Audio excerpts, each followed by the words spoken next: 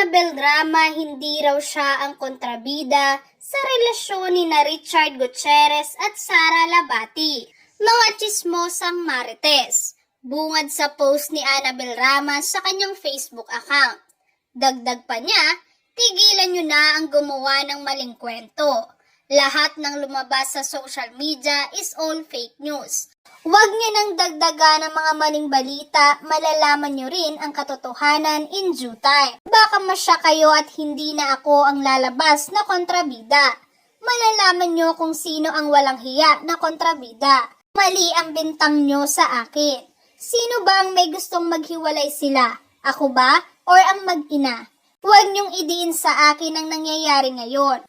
Ako ang walang alam sa nangyari, ang bilis. Nagulat na lang ako biglang dumating ang nanay at tatay galing ibang bansa.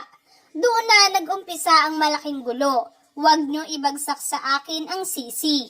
Kung hindi ako pinagbawalan ng lawyer na magsalita, mag-enjoy sana ang buong mundo sa sasabihin kong kwento. Gigil na akong isiwalat ang katotohanan sa pangyayari pero wala akong magawa. Abangan ang susunod na kabanata. Basta ako, ayaw ko silang maghiwalay dahil mahal ko ang mga apo ko. Yan nga ang naging himutok sa social media ng ina ni Richard Gutierrez na si Annabel Rama. Tungkol sa mga kumakalat na chismis sa social media hinggil sa hiwalayang Richard Gutierrez at Sara Labati. Lumalabas umano na si Annabel Rama ang kontrabida at nangingialam sa relasyon ng dalawa.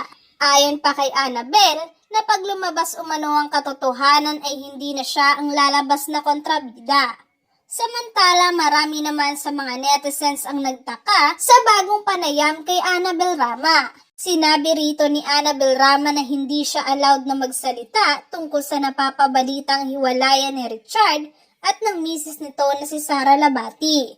Pero sinabi ni Annabel Rama na nasa kanya si Richard at unti-unti na itong naglilipat ng kanyang mga gamit.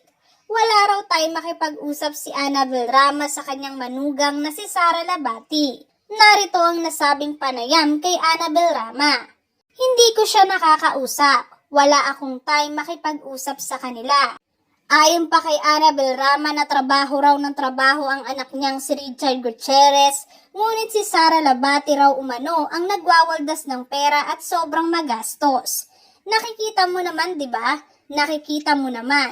Hindi mo na kailangang magsalita pa. Nakikita mo na yan. Si Richard trabaho ng trabaho, yung isa, nagwawaldas ng pera. Yun lang ang masasabi ko dyan. Mahirap para sa kanya kasi una, trabaho siya ng trabaho. Wala siyang ibang ginawa kundi magtrabaho. Pagdating niya sa Maynila, hindi niya alam kung bakit nagkaroon ng gulo.